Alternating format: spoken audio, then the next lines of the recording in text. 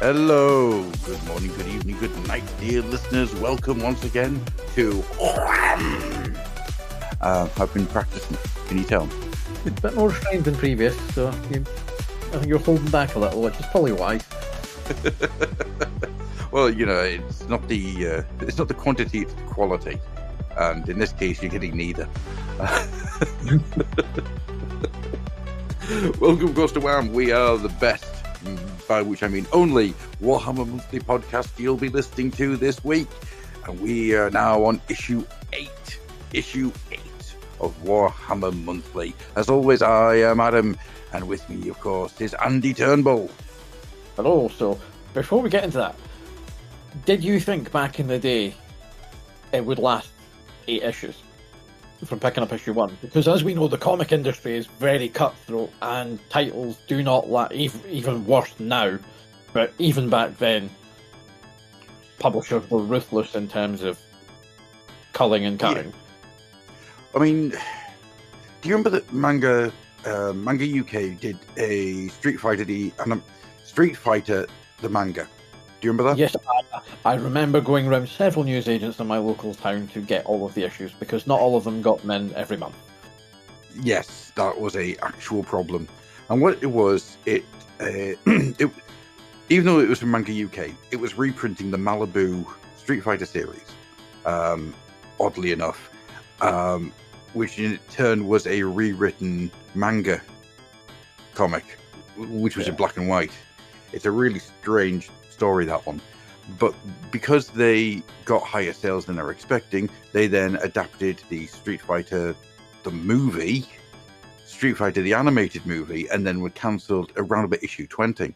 So 20 is roughly about what I was expecting this to be, because 20 seems to be the limit for a lot of these comics at this time. 20 was it. So 8 I kind of expected it to get to. I did not expect it to get past 20, and the fact it gets past 20 is impressive. Yeah. I mean, if I'm being brutal honest, I did not think this was lasting 6. Not a mark on quality, but just because it was so different from what was on the shelves in UK newsagents.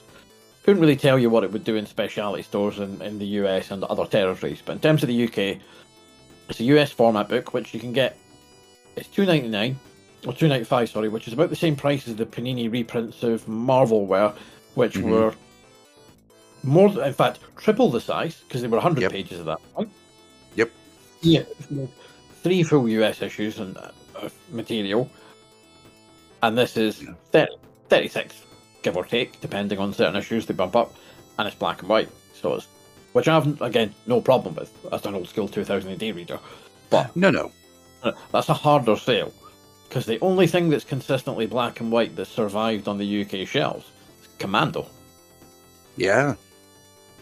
And that's a very different format, and what have you, but it's... Oh no, I would take issue with that, because I know a couple of people who actually do current work for it, and no, things move, because there's a lot more... There's a bit more given to historical accuracy now, as okay.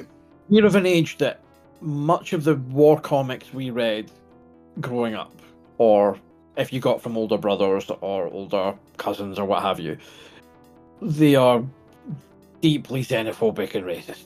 There's no... And that was just how it was. As I said, not acceptable, permitted. And let's be clear on that. That is always my stance on these things. So, and they are very much of their time where this was permitted and this was seen as the norm. But no, they have evolved a bit more into, let's say, there's a bit more historical accuracy coming into it, a little less gung-ho, are the British great? Because we're not. But the news can tell you that.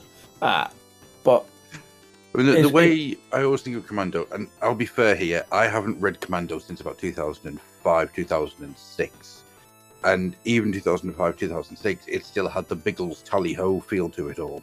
The problem is there's new material and there's reprints. And they present the reprints unedited, which I am in favour of, and they point out there is the typical disclaimer of these are products of their time, this was produced X. Yeah. I agree, you shouldn't be editing the past because you should be showing it for what it was to show how ignorant people were, and that's it. So you've got two. You generally have 2 new a month and 2 here we go reprints. So it's like but the newer stuff it tends to be better. And I know a couple of people who do work for it, and it's and they try and pick things about of historical. Colin, who I know more than the others, he tends to try and pick things of historical interest and little footnotes around the conflicts rather than.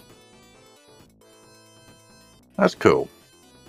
But it's not for everyone, and let's say I dip in and out occasionally. It's an interesting format, and given costs and what have you, it's one that I do not understand why publishers haven't tried to go back to, particularly with limited shelf space as well, and news agents and what have you. I mean, 2000 AD, could we not get like a little Dread like that? Yeah. I mean, there's nothing wrong with the black and white Dread. Black and white Dread is sometimes the best Dread. And in a little digest format. So for those, making a bit of an assumption for some of our listeners out with the glory that is the United Kingdom of Great Britain and Northern Ireland. Like, if you can't tell the sarcasm, there's a lot. It's a small digest style format, slightly smaller for the US ones that you've seen with Archie and Jughead and all that, and Marvel did in the 70s and what have you. But it's kind of a nice little pocket size one, dirt cheap, 60 odd pages, 2-3 panels a page usually at most.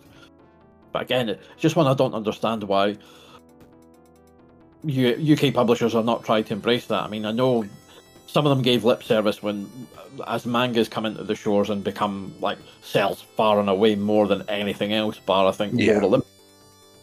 Is the thing like, so it's like, why aren't you trying that in terms of there's clearly a market there for black and white material where there's a lot of page count, maybe not necessarily a lot of panels and a lot of story, which I think is where the disconnect comes from, because the UK was very much 3 pages a week of your strip in an anthology, so it's very dense. Yeah, and I think there's also a mindset, and I would disagree with the mindset, but I think there is a mindset of the idea of going back to black and white is a step backwards, and we shouldn't be doing step backwards, we should only be doing step forwards. The problem is that right now, especially over the last maybe 15 years, you can't step forward because there's no market. Some preschool titles which are just pre-packaged press kit stuff. Like the various Lego titles, which are actually, bizarrely, some of them are written by a guy in English for the German market, but what happens is the scripts are translated into German, then the German scripts are translated back into English.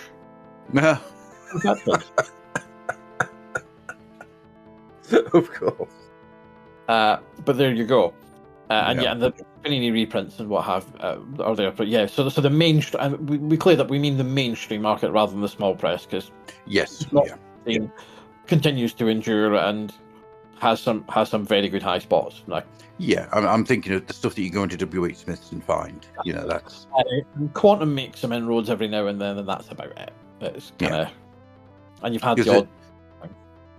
The majority of what you've got as a comic on the shelves at the moment is stuff like Toxic and other identikit comic magazines that are just there to try and shovel off as much free shit as physically possible.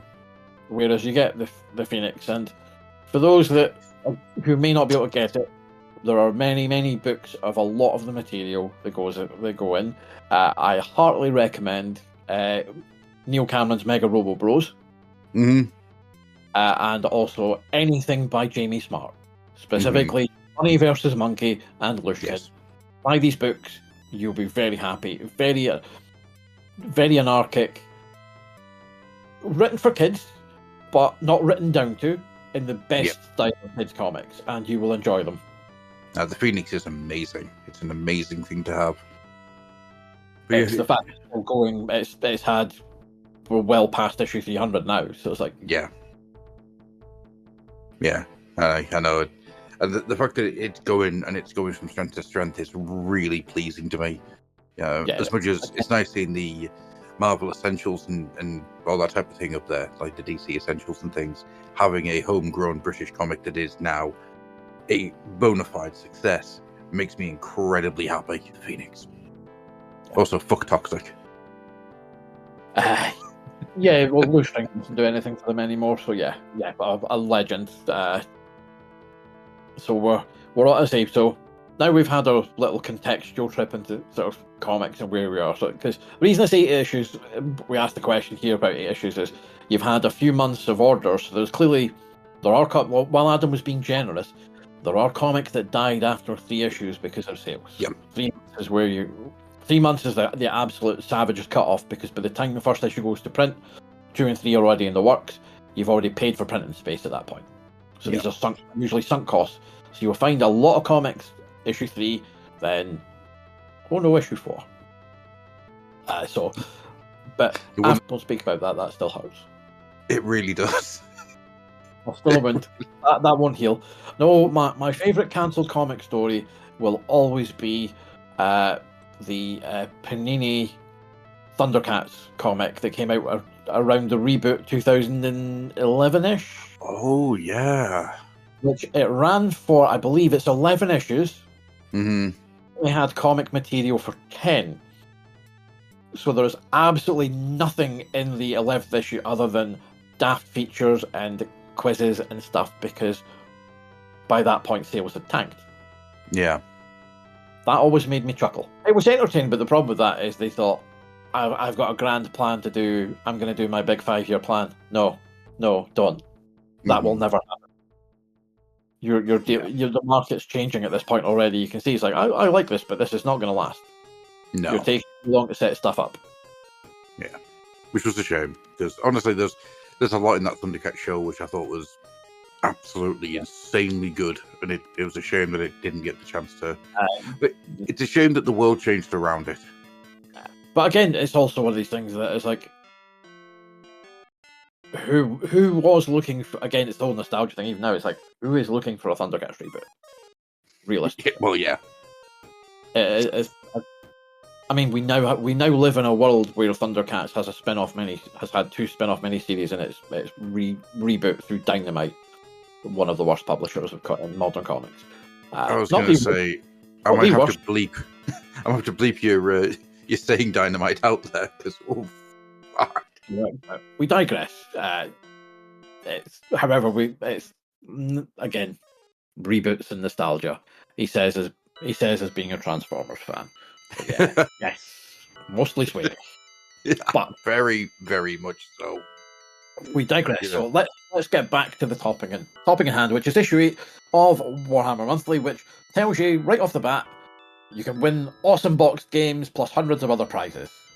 Yes. Now, I'm going to let Adam kick this off because I know what he's about to say, because we've been praising the evolution of the covers over the last couple of months in terms of they're finally hitting the mark in terms of composition, images, colour choices, all that. They're doing the job that we expect of a cover, which is, I like this. This is catching my eye. I want to read more. Yeah.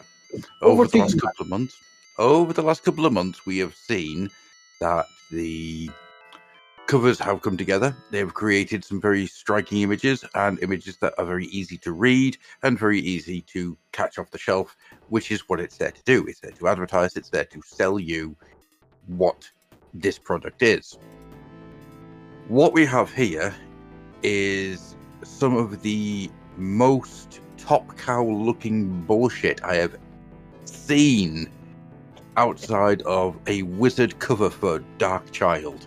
It is absolutely the worst of American comic digital coloring, and I mean the art, the line art itself isn't that bad.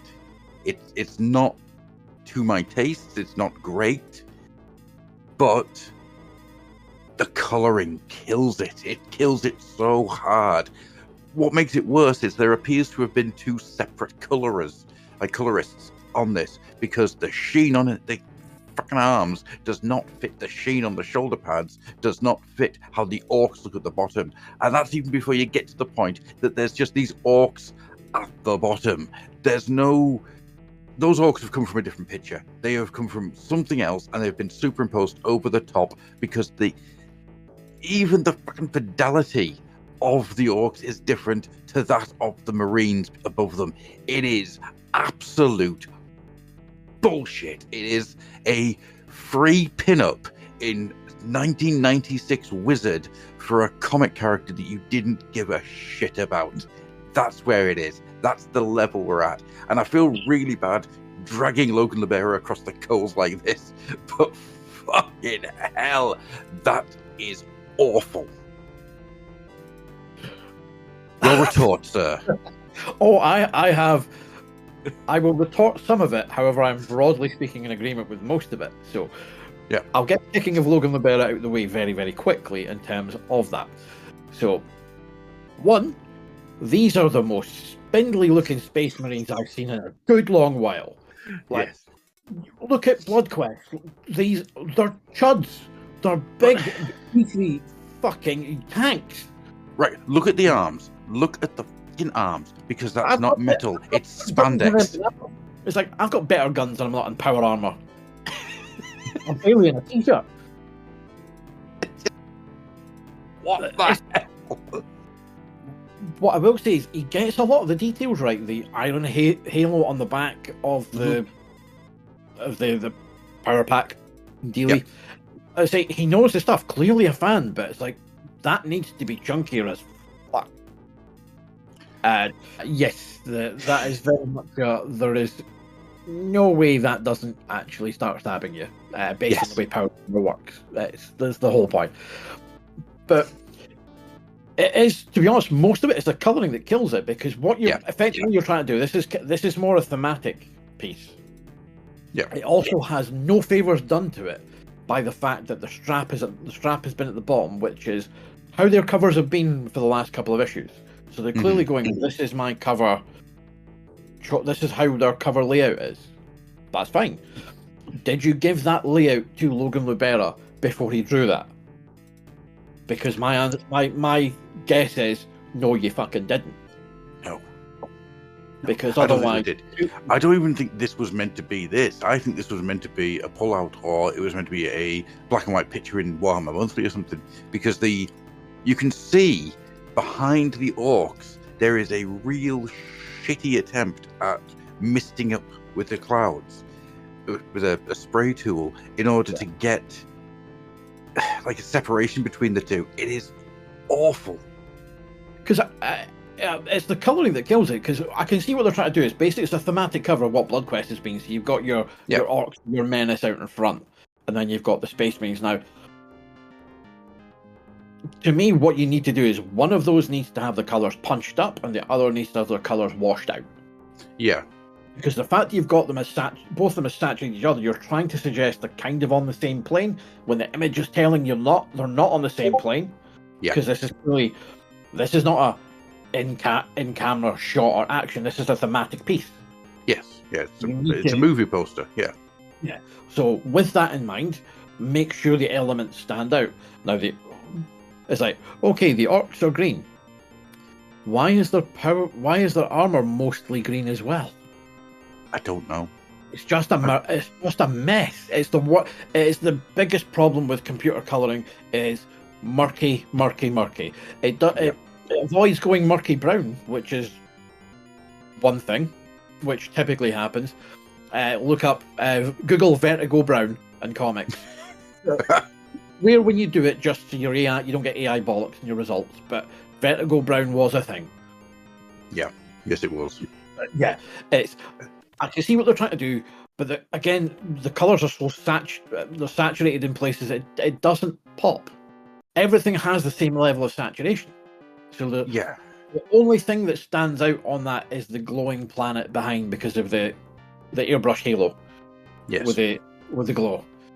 But again, just and you've got to get your lens flares in, because it's 90s computer coloring. Yeah. And anyone who's coloured in Photoshop and has coloured at any point in time has used the lens flare. We've all done it. Oh yes. Then we all realise, let's use it sparingly when it matters. Yeah. What gets me about this is it's obvious that it's like, oh, where can I put the lens flare? Oh, here will do it. But, I mean, I firmly believe that the picture itself of the 3 space brains is a separate piece that was not meant to be coloured, and it was not meant to have the orcs at the bottom. I firmly believe that, because it's so poorly composited. No, I think the orcs are always meant to be there. I just think the artist had because otherwise it's the dead space you've got at the bottom. Because even if you're doing it with the sword going out, it's odd. It's just. It is a very, very strange. Like I say, coloring kills it more than so. I'd be interested to see what like in the hands of a better color job, but I still think the strapline doesn't help, and also whoever was putting the strapline in, let's do a wee gradient tool on the text. Let's not. Let's make the text stand out rather than it look like it's got a weird shadow effect from the orcs. It's also the best thing about it is you've got that text there telling you what's in the book. Mm-hmm. Yes, Bloodquest, Onslaught, Kal Jerico, and Shadowfast. Even if you're looking at that, Adam, when you go to a comic shop, how are comics stacked? Well, usually they're on a little shelf where there's a little lip that comes up over the very bottom. So, is this text going to be read by anyone at first glance? Not unless they're at less than half a foot high. It's a case of... It's the art of design on a shelf. And again, the covers are good. Like I say, if you pick it up, you'll read the text, it's fine.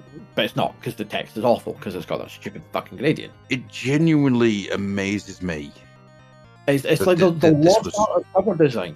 Because if I will go into... Because they've got bits right, because your masthead at the top is always, in terms of UK comics, if you've got a prize offer, it's always on that strapline at the very top. Yes. That's what it is. But if you look at any other comic where it puts in stuff, they don't bury it down there. It's like, look at Transformers, you would have your little lines going out from left to right with log lines of certain things. Strip 2000E would do all the things as well. It's like, that's not going to work if it's on the shelf. You're not telling anyone what it was. So you've got, if you've got your weak ass cover, which you've got a weak ass cover, like, if you're an occasional war, at this point, you've established the identity of the magazine. So you're likely going to have, at this point, people who are more into the Warhammer stories. Poor souls, you've suffered. God knows you've suffered. And folks more into 40k stuff. Kal Jerico is a selling point by this, so why isn't there a strap line further up just saying Kal Jerico returns? But I can see that on the shirt. So if I'm walking into the newsagents and glancing, it's like, oh, new Warhammer's out. I'm a Kal Jerico. I don't care about the Blood Angel stuff, which you might not. I was like, all right. Oh, Kal Jerico's back. Brilliant. Yeah. It feels like the actual contents are buried at the very bottom of the page. So even though you got the Bloodquest in the great big letters, the choice of colours that they've used, I've wondered, is it a problem with the scans that we've got? But it's not, because I found it on eBay, and it actually looks worse in real person view. Yeah. It's awful. If I was commissioning a cover for it, it would very specifically have Leonatus looking like he's about to die at the hands of yon chaos possessed orc. Yes, absolutely. Which is why I firmly believe that this was never meant to be on the cover. But then the problem is, they're not that. There's no other pieces. I think this was commissioned, because otherwise, like, why wouldn't you have done?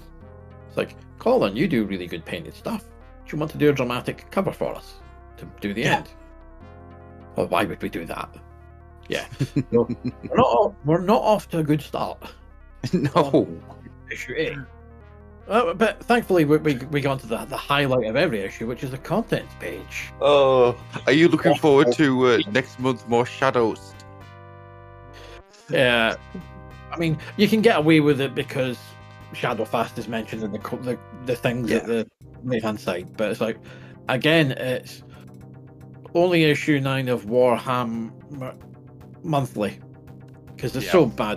We're going to move on very quickly, but what I'm going to say is, and it's contents rundown. You've got tells you Dwarf Lords is your new issue in the inside, which is deep in the Great Forest, chaos is stirring, but when 3 dwarfs investigate, they find far more than they bargained for. New series. Then a little summary of Kal Jerico strip, Shadowfast, we know it's, and the final episode of Bloodquest. Just the self-indulgent pish of the two the Chaos Warrior and the Space Marine, just get it to fuck. Yeah, I look forward to them vanishing. I really do. The more I think about this reads very much like someone in the office thinks this is entertaining, and they're doing it for themselves, or they're doing it to pop someone else in the office. It's self-indulgent shite of the highest order, and I have no time for it. Looks like, based on the cover credits, Logan coloured that himself. According to that, cover Bloodquest by Logan the Bearer. Yeah.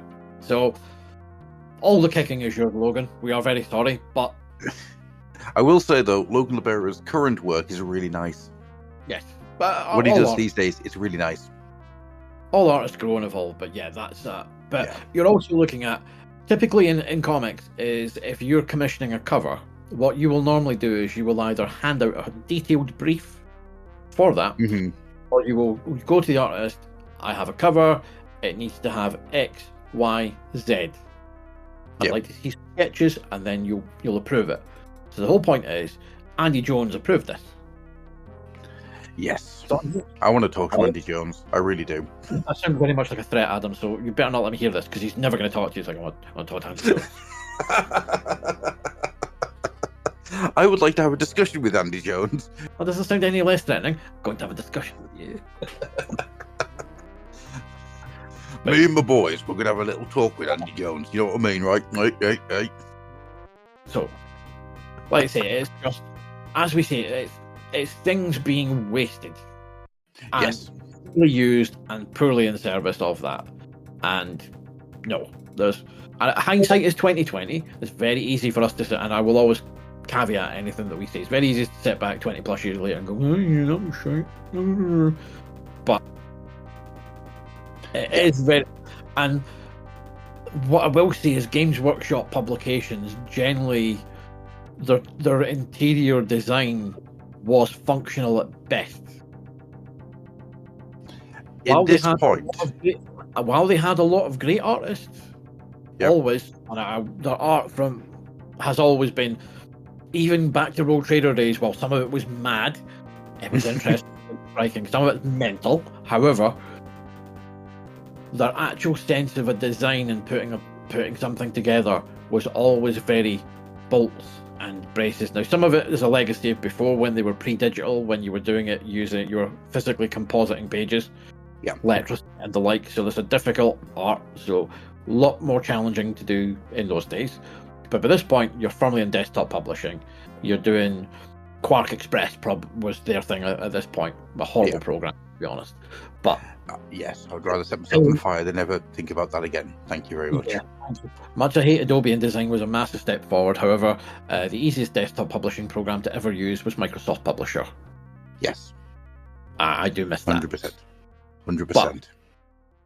Their design was functional, so it never really, this doesn't look a million miles away from what they were doing. So is this you need to keep the look and feel? Is it an ethos? Is it a mindset? Because I know that their design studio was more about designs of miniatures, models, and the games.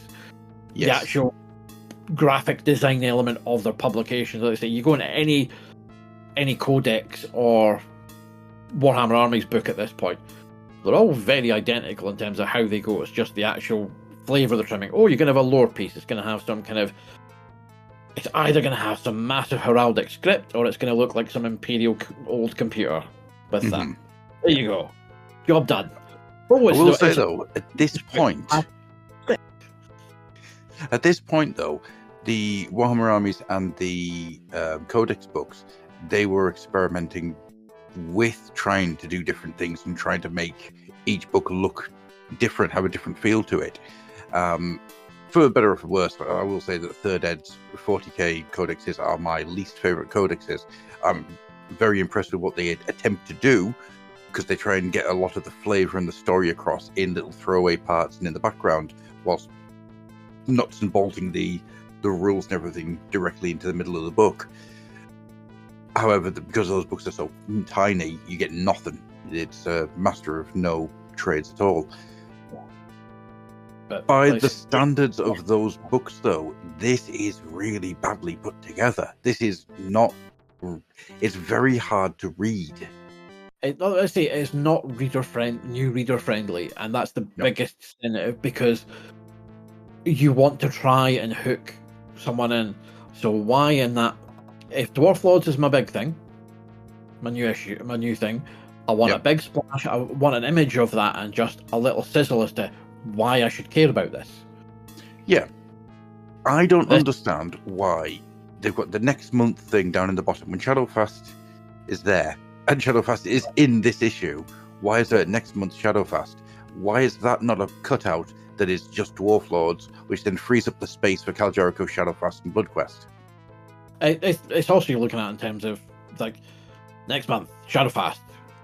So he looks like he's fighting this one. So this one, maybe he's not doing that. Maybe it's gonna be dull. And again, if your real estate allows it, your next issue should be the inside back cover or the cover. That is it. Or potentially, if you've got a letters page, you put it in that as well. Yes. Depending on how you do it. That is wasted real estate. But again, so much of this real estate is wasted. As we've said, I think we've said since episode 1, and we'll continue to say this for many, many more issues. Shall we get into the stories themselves? Because I do feel that we keep saying that we're not going to get caught up on the contents page, and we do every week. Yeah. So we're going to Dwarf Lords, Part 1, The Delusions of Chaos, script and art by Paul Davidson, and lettering by Gordon Robson. And what we have is the tale of 3 dwarfs on a little quest. They find things like dragons and minotaurs. But then, after a multitude of fighting, a lot of battling, and some absolutely wonderful black and white rendering, they find themselves in a place that excites me greatly. They are in the Mountains of Morn, home of the Chaos Dwarfs, and I am genuinely excited. This may seem like a really quick overview. That's because even though this seems to have about 100 pages, there's not a huge amount of story to it. It's just introducing you to a collection of characters and setting up what the story is going to be. I really like this, Andy. I enjoyed it. I enjoyed it more for the art. The story is it's fine. I think the problem is I find dwarfs generally in fiction all cut from the same cloth. To be honest, I say aside from Terry Pratchett's wonderful work in the Discworld book, dwarfs in fiction are just everyone has just copied and pasted Tolkien, more or less, and it's like, can we? And to be fair, that's what Warhammer Fantasy was, much a copy and paste of Tolkien / Michael Moorcock. So we know what we're getting. But it's just, can we not get something a bit different? Well, it's one of the things that over the years they did a really smart thing of, without changing them too much, they shifted them into more of a Yorkshire. It's such a weird thing to have done, but it works. So as the Warhammer Dwarfs go along, they get a bit more of a Yorkshire feel to them, like an old Yorkshire Pendle Hill style feel and manner of speech and all these type of things. And that's quite smart, because you're absolutely right. Dwarfs are always a half Norse, half Scottish, short, heavily armoured guys who are incredibly stoic and all love gold. And that's it. And prone to violence. That's the thing. It's one of these things that just... You're doing it in universe. I know. To be clear, again, as with us, the art is fantastic on this. Paul Davidson does a tremendous job. Yeah. Even just the first page, the second panel, with the chaos sorcerer, practicer of magic and what have you, just the rendering on that face is beautiful. Yeah, I mean, right. So the art. I'll start with the art before we get into the script, because there are things I want to talk about in the script as well. The art is absolutely stunning, and it feels like Warhammer. And that's a really strange thing to say, considering this is a Warhammer Fantasy battle strip in a Warhammer-themed magazine. However, up until this point, there has been a very small amount of the strips that felt like they were purely Warhammer. Darkblade could be anything. Outside of some of the mentions, Darkblade is basically D&D. They said Vampire Hunter Delric. Yeah, Vampire Hunter Delric, of course. That Dubois Curse one that we did was just pure D&D. That wasn't even slightly Warhammer. There was a Skaven one in Tilia that felt more Warhammer than most. This one feels like it's stepped out of like the Warhammer Fantasy Roleplay.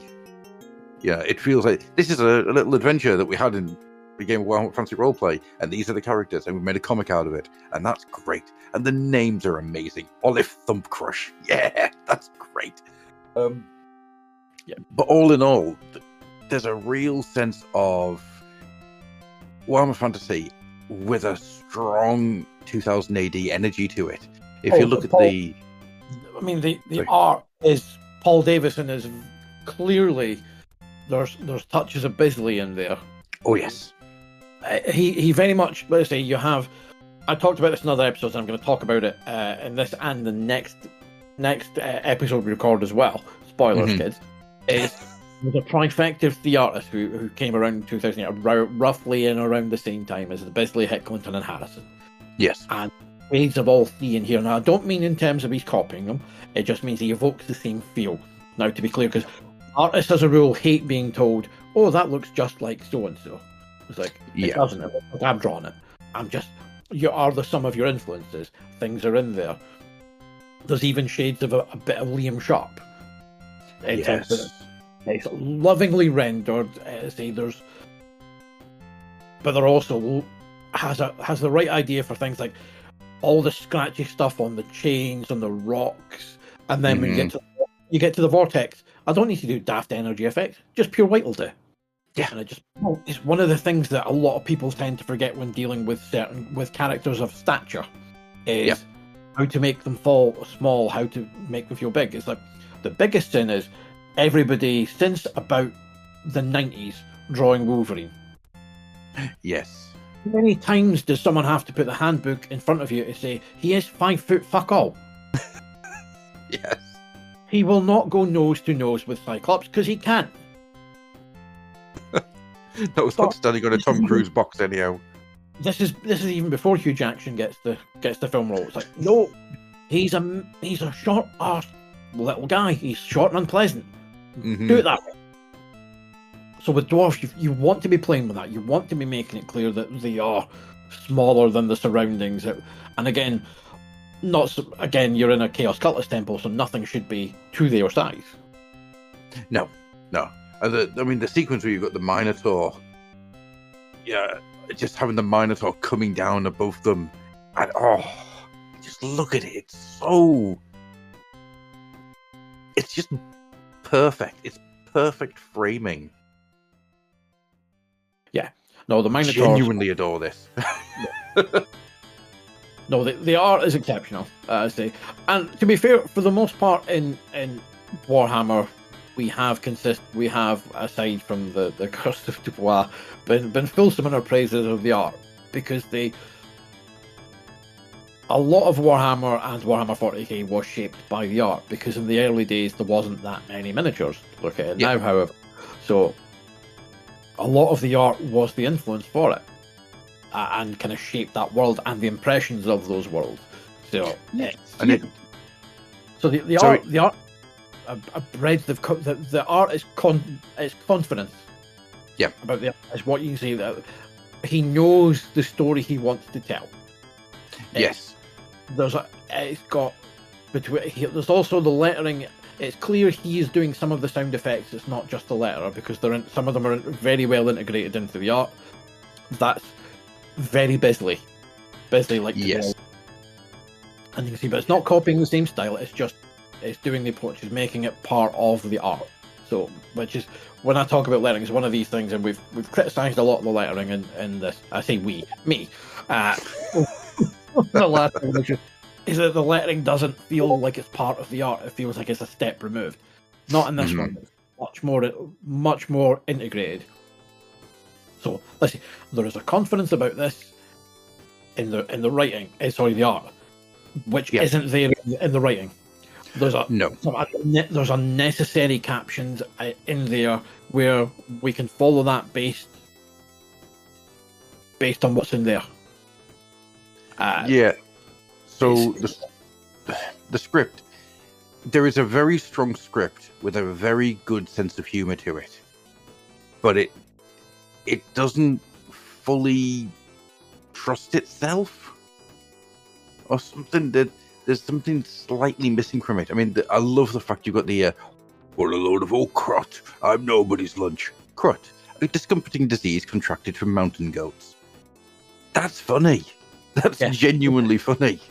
It's a little bit of flavour, but there's some unnecessary captions in place, just as if it's like, no, the art's telling you the story. Like, if you go for the page when they're attacking the other guys are coming to try and rescue him, it's like, where are your manners, bully? Shake his hand. So he fires a crossbow. And then you have the narration on the background of the arrow strikes home and the guardian is quickly dispatched, when you've got the other dwarf just chopping his head off. Like, then the art breathe. It's just let the art breathe, let it do its thing. Now again, you're shifting between kind of a little bit of time frame when you're doing your flashback, but you're also doing two different geographical scenes. You kind of do have to sort of chop and change a little bit with captions to kind of play it back. But it's just, there are better ways. But I'm not entirely clear if this is Paul's first proper writing script for a comic, in which case you can forgive that, because that's just it's learning, teething, growing pains. That's the word I'm after. Growing pains, learning, teething.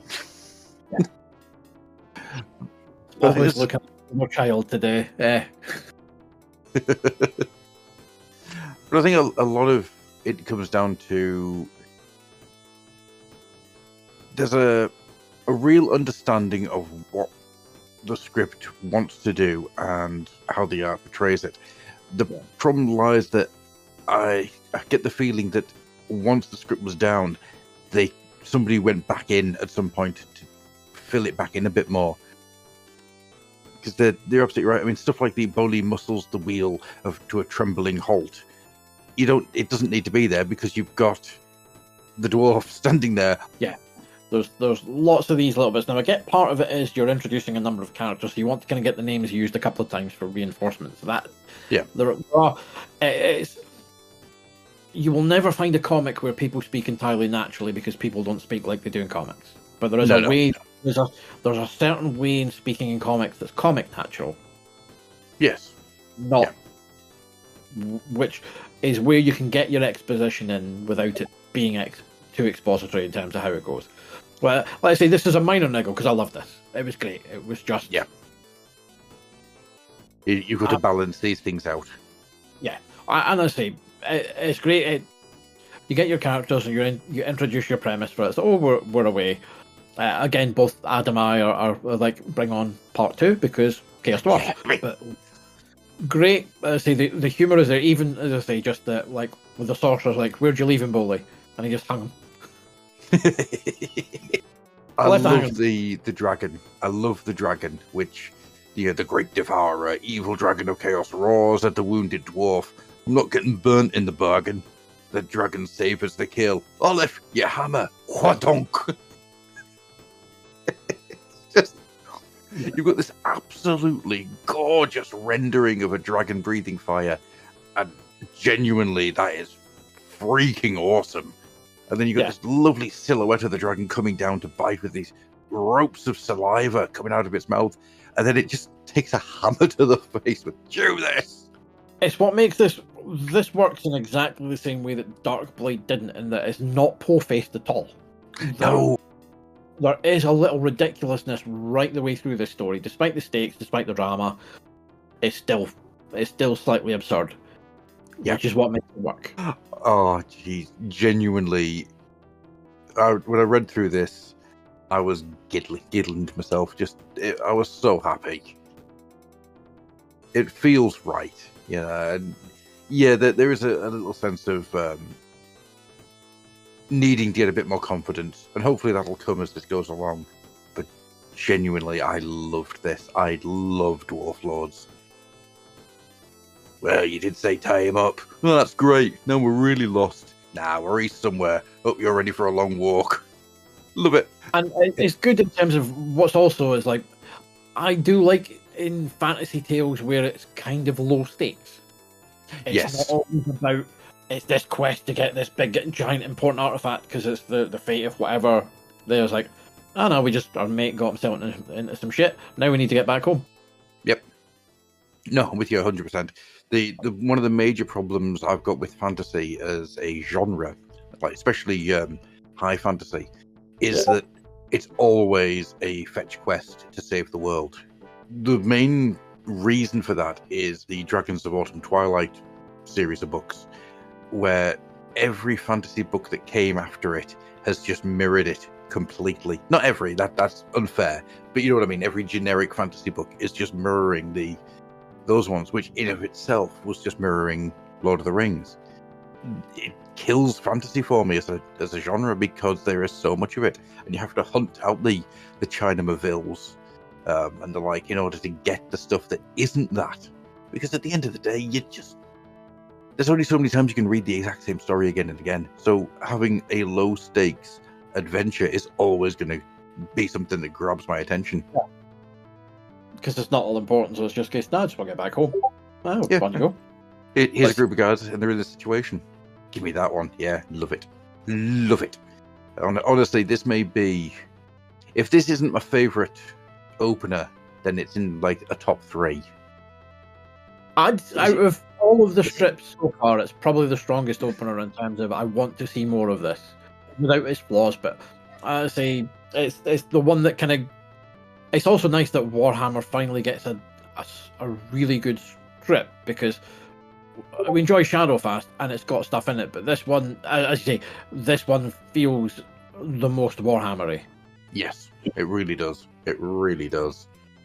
I love it. Love it to bits, and I'm so excited to get more of this. I want more. Should we move on to some Kal Jerico? Yes, we shall indeed. So, to arguably the success story so far. 100%. Because we've liked every installment. Let's see, Bloodquest I've enjoyed. It took you a while to get on board. But Kal Jerico in Nemo. Yeah, script by Gordon Rennie, art by Kal Kopinski, and letters by Gordon Robson. Yep. So Kal finds himself in the midst of an attack by a load of spires who are hunting him down for a bounty. However, they find themselves with the upper hand, pinning him to a wall, but also in the deepest, darkest Delac territory. But not to worry, because a spy master, Nemo the Secret Gatherer, has arrived. And he's either going to kill Jericho or let him live. Surprise, surprise, he lets him live because he's more useful alive. At the same time, Kal now owes him a debt. Yep. This is really good. We've kind of said that this has been a series just of one-offs, giving a flavour for the world, and which is probably the best way to deal with Jericho at this point.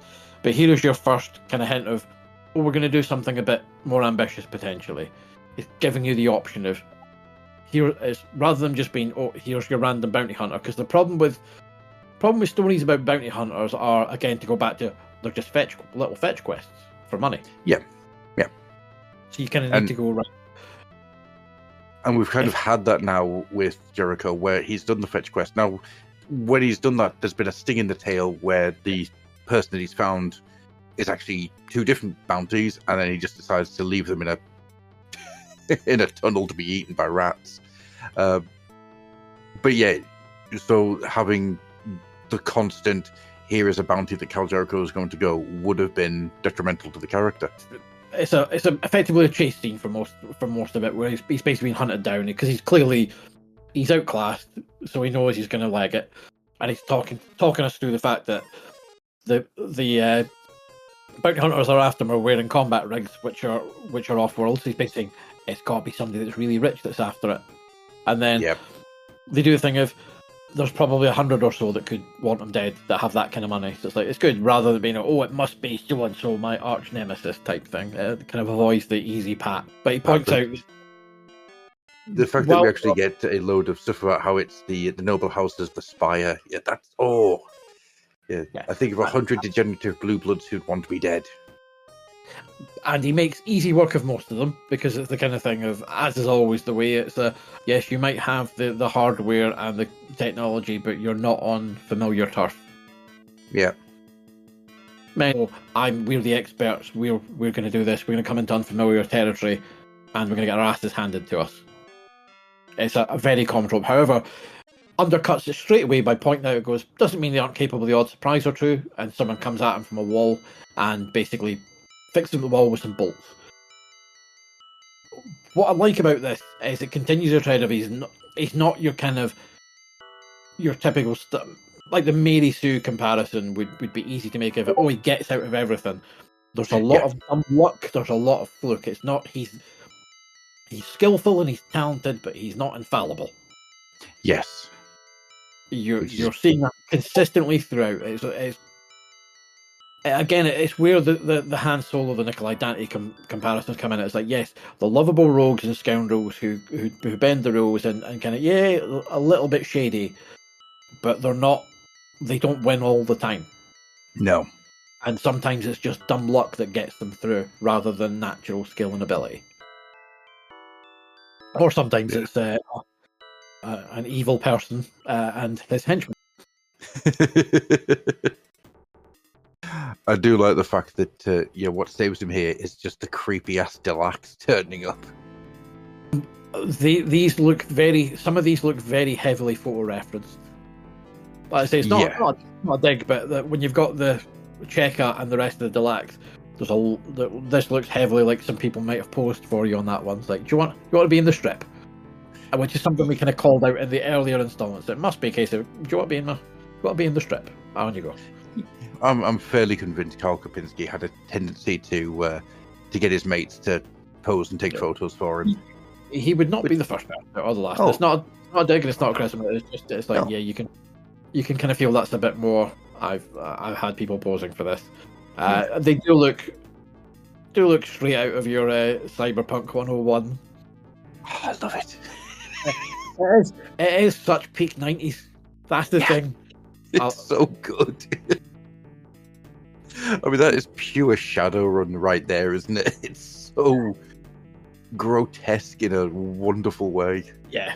I mean, so you get, obviously, the Delac gangbangers are there. They clearly have, Nemo, who they don't mention his name, but they make it quite clear at this point that so the off-worlders clearly, or the bounty hunters clearly know who they work for.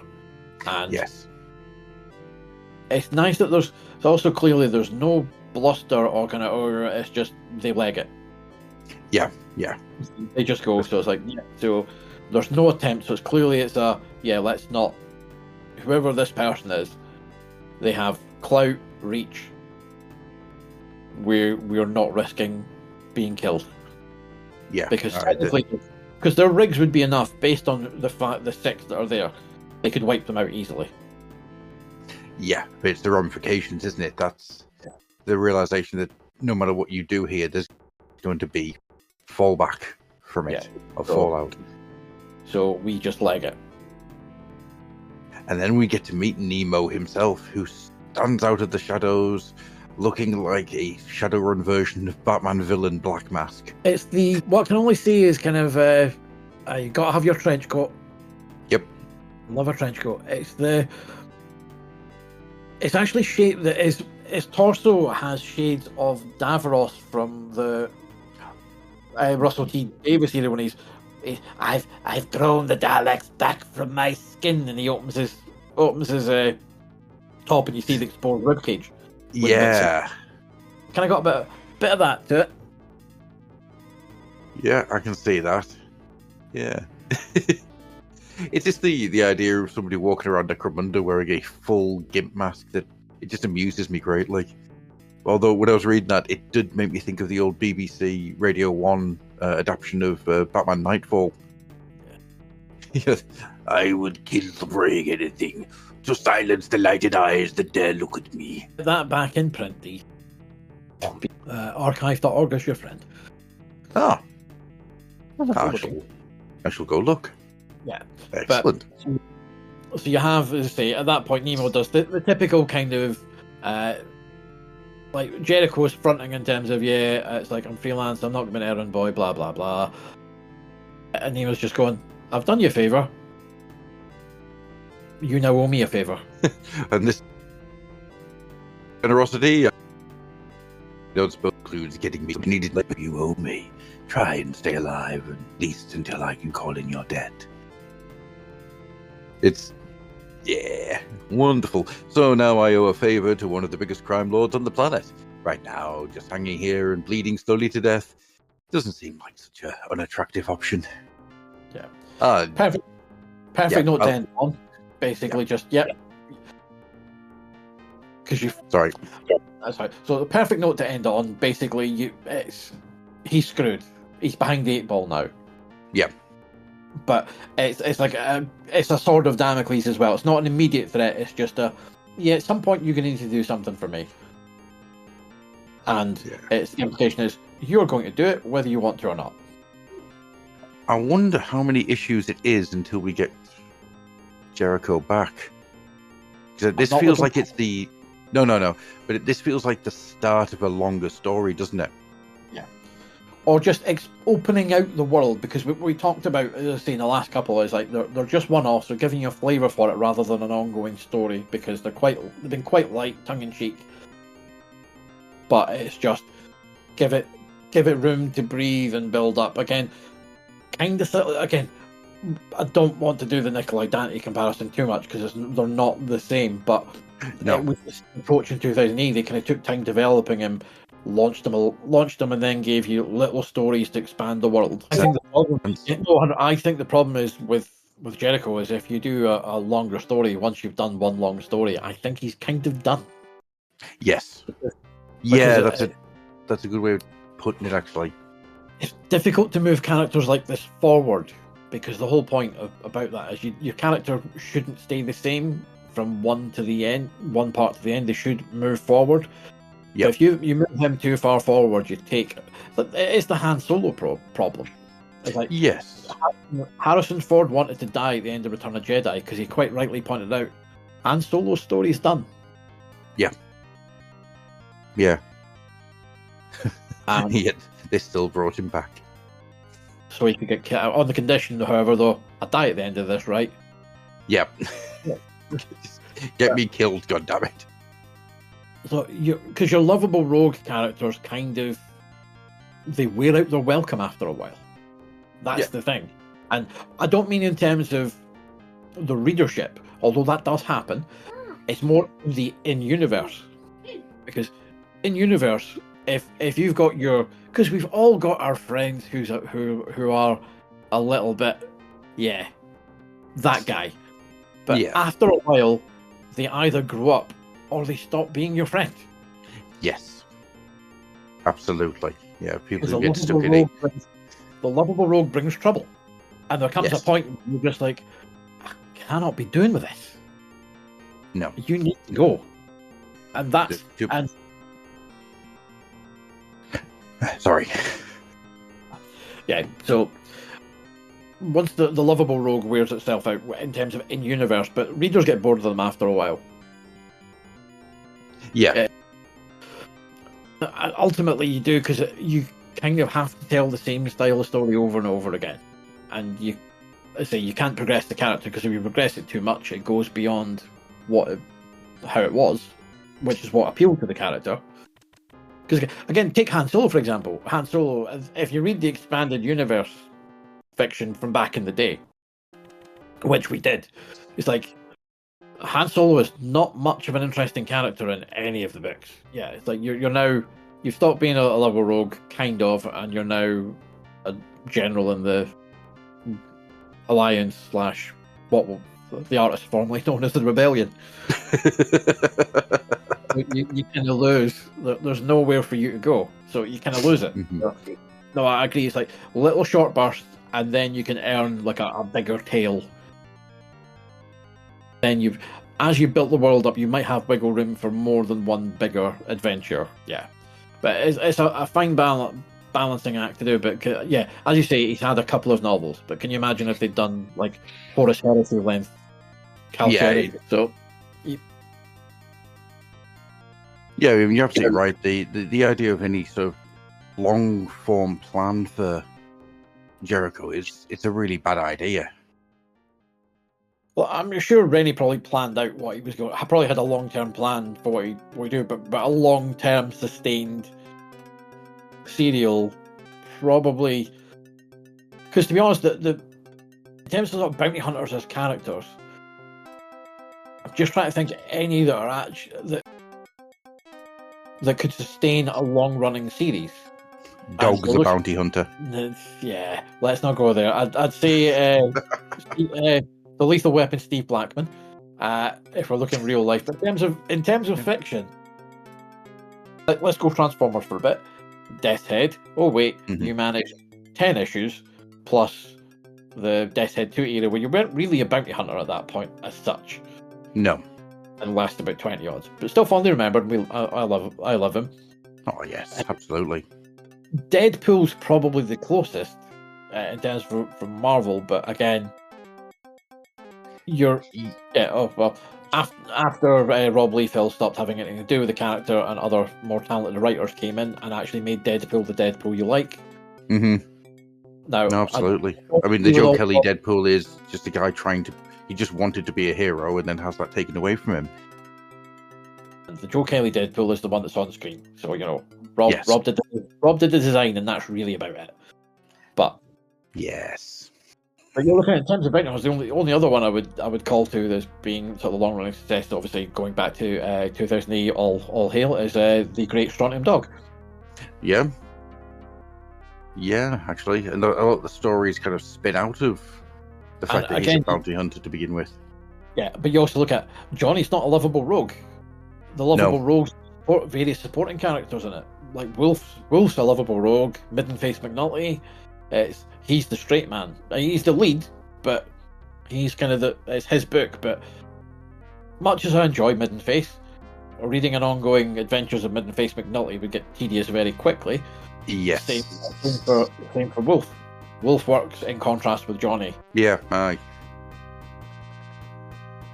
Yeah, so once again, it's not the actual bounty hunter. I think you're absolutely right there. You know, it's not something that's because it's not something that's easily done. Anyhow, I mean, you have. I mean, DC did it with Deathstroke for a while. In the United States ongoing, it got about 50 odd issues, so it did enough. But I didn't realize it actually went on for that long. Crikey. Yeah. Bounty hunters tend to be supporting characters rather than else. Even in Marvel, because you've got a plethora of them. You've got like the Foreigner, Peacemaker, Silver Sable, and her lot. The Heroes for Hire. Yeah. Craven the Hunter. What a tedious film that was. I was promised bollocks, and I did not get enough bollocks to make that film entertaining. How it was less interesting than Morbius, I do not know. I know. It's just that's impressive. It is genuinely impressive to me that someone made a film that insufferable. They found a way. That's the real mutant power, to make an insufferable movie. Oh god. Oh no. It comes to something when, out of all of those films, Morbius and Madam Web are the two best ones. I'm still to watch Madam Web. I do have it. I just haven't got round it. So I mean, don't get me wrong, it's not good, but it is worth playing the game of will she hit with the vehicle this time. Well, we'll see. I'll watch at some point. And that's even before you get into the entire part. Due to those Sony films, Spider-Man is a knockoff. Oh, get stuffed. Anyhow, should we move on to Shadowfast? So we want to, my boy. Yeah, so it kicks off. We're in Athelloren, the forest where the Wood Elves hang about, and he is basically doing his great angsty hero thing as he's doing a burial mound with lots of rocks, and your death stands avenged. So what he's doing is he's taking their steeds back to wherever to seal the pacts. He's basically, again, just such a good lad. He's a good elf. Well, is he? We'll find out. As he's doing it, he says he feeds this. It's like basically returning them to the soil, effectively. And then he's basically, as he sees there are hawks overhead, and their warning is as clear as speech. And then he starts getting the swords out. Shit's about to go down. Mm-hmm. And then we flash back, so we cut to elsewhere. I do love an elsewhere. It's one of my favourite connections where it's like, we're not telling you exactly where they are, but somewhere. Elsewhere is like thought bubbles in which you just don't see it anymore. My favourite elsewhere is, in again, to touch on what we talked about with Dwarf Lords when you're having to switch back, is when Furman did it in one of the latter issues of Transformers in the US, when the first run was ending. And it's elsewhere once removed. My favourite one is always going to be Marvel vs. DC issue 2, where you've got the street level, everything happening in the street level. It has elsewhere, and you have the two brothers who exist outside of reality fighting each other. And as elsewheres go, that's a big one. Yeah. So you see the band that Shadowfast encountered last issue, and basically saying that the guy wants the dancer found. So they're basically trying to lure Shadowfast out into a trap. And they're basically saying it's like, but it's dark, and this is Lauren. One of them, it's dark. It's Lauren Forest. Basically, again, we're not on home turf. This is there, and again, no, we're all right. Surprise and weight of numbers, and darkness will hide us. And what about the others? And it's like, all right. And it turns out they've caught some elves already, and they're basically just torturing and killing. So it's, again, just nice little bits. Is they mention it's the Way Watcher. It's like nice little bits. I remember that from Warhammer Armies Wood Elves, vaguely. And Shadowfast is on them at this point, because this is where it goes. With what is possibly my favourite all-time panel of a opponent being dispatched. It's wonderful, just dropping the rock straight on his head. The eyes go wide, he crumples. It's that, love it. And basically, Shadowfast makes fast work of this. Kills them all. Athelloren will be pleased with this night's offerings. So it's like, I do like how it's like, again, elves aren't good and noble. They're just as brutal as anybody else. Yes. They are bestial at heart. It's nice to see that ferocity, that barbaric ferocity come out. Rather than the kind of... Well, it's nice they can play that with the Wood Elves a bit more, the savagery, which you can kind of do with Dark Elves, but it's kind of savage and cruel at the same time, where you're just like, yeah, you know what, I'm just going to brutal and bloody because that's how it is. There is enjoyment he takes from it, just in terms of satisfaction of defeating the foe, but it's not a cruel enjoyment, if you get like Darkblade would have done if he'd had a personality. Yes. And he basically, through the night, keeps tracking them all down, butchering them until there's only one of them. And he's waiting for the war dancer, and he's got a dirty big hammer. And he's a very deformed, mutated chaos beast man. You can tell Simon's taken the beast man as the basis and went, you know what, I'm gonna have some fun with this. Absolutely. The asymmetry of the head, of the eyes, it's so upsettingly off-putting. and they have a wonderful fight, and he basically just says, "This is just a test," and it's like the Rack wants to fight you, and he's like, "Where?" And he's like, "On the burning wreck of your family tree." That's such a good. That's so good. That's a wonderful drop of information. It's like, yeah, it's basically while you've been out fighting us, we've been fucking shit up. So Shadowfast just leaps into the air with a boot, kicking the jaw of the demon, the Chaos Beast man he spawned, and he's like, because he goes, no, and he goes, yes, the cairns of your ancestors. And at that point, he swears his vow and buries both his blades in the Chaos guy's head. I'll have Rack's heart before this new day dies. Before he dies, like, run, War Dancer, run to your death. And you see the last panel, which is glorious. Yeah. Just in black, you've got the cairns, which look to have been defiled with chaos symbols, and you've got Rack standing atop. You can't see here, he's all in silhouette. Everyone's in silhouette. And it's like, ha ha ha ha. A good evil cackle. The art's fantastic. It's black. The trees are black, but they're grey because there's a lot of white out toothpaste bristle flicks together. It's just glorious. It is stunning. It is absolutely stunning. Yeah, again, the story in this is very light. Yeah, there's not much meat to the bones.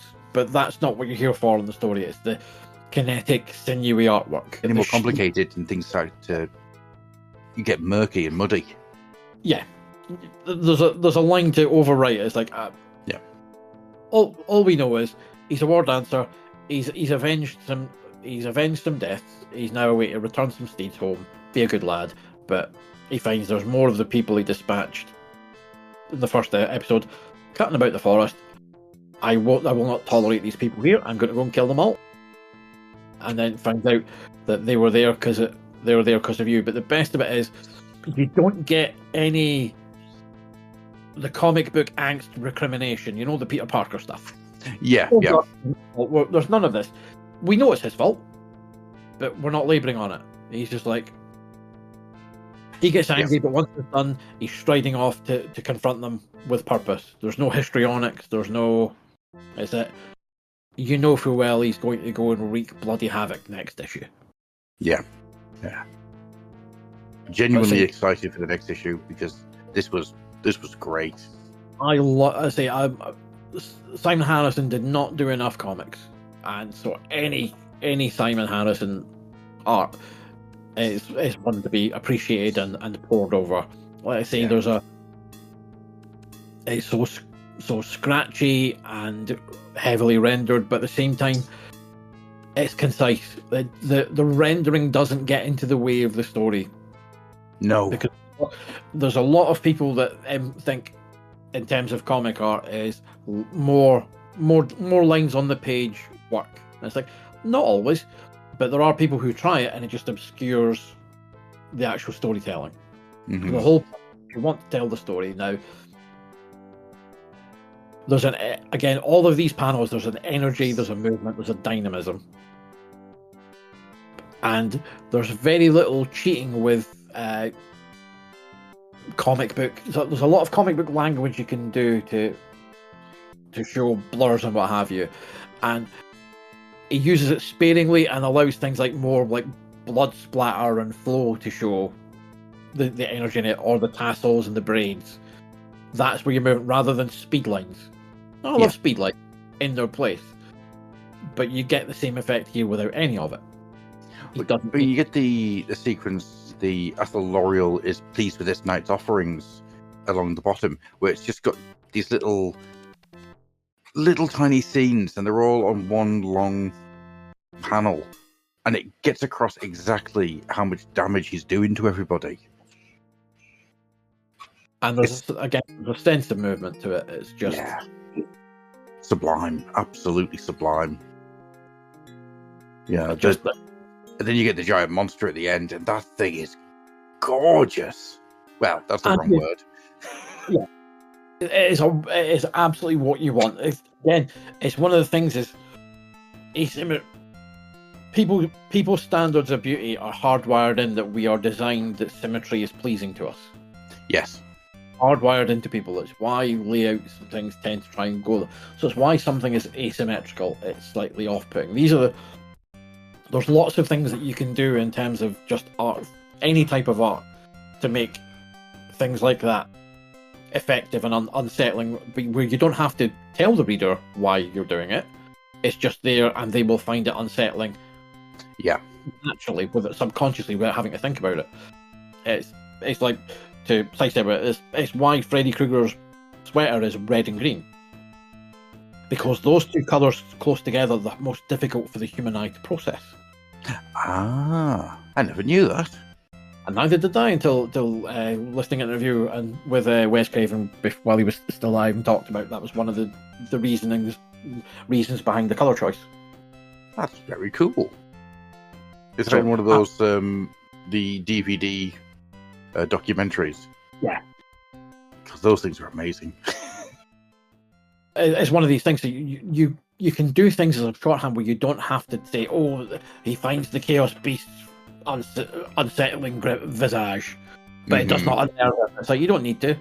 It's like, again, we're going to touch on fantasy. Fantasy's got the scope to do purple prose and overwrite so easily in fantasy. Yes, 100%. It's why most people, like the Lord of the Rings, did more to rehabilitate fantasy than anything else. Mm-hmm. While you had kind of the purpley prose, you had it in context with dynamic action. Then a lot of people read the Lord of the Rings books and went, not happy about that, because the purple prose is there. Because sorry, you Tolkien fans, it's purple as you like. I mean, at the end of the day, nothing Tolkien ever wrote ever got as purple as anything that Anne Rice wrote. So, no, winner in my eyes. Well, someone had to take the baton after and run with it, and she did a wonderful job. So purple the Joker could have worn it as a coat.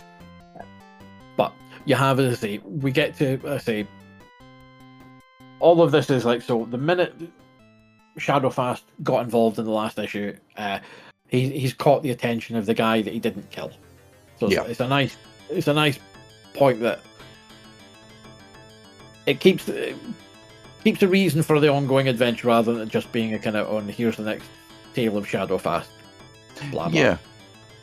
Again, it's been keeping away from the fetch quest. Yes. Which a lot of this story seems to be the Batman issue where the simple act of him existing is drawing things to him. Yeah, and I'm all right with that. It's not a bad story to tell. Yeah. But again, it goes away from the fetch quest, which is kind of which Darkblade was. Yes.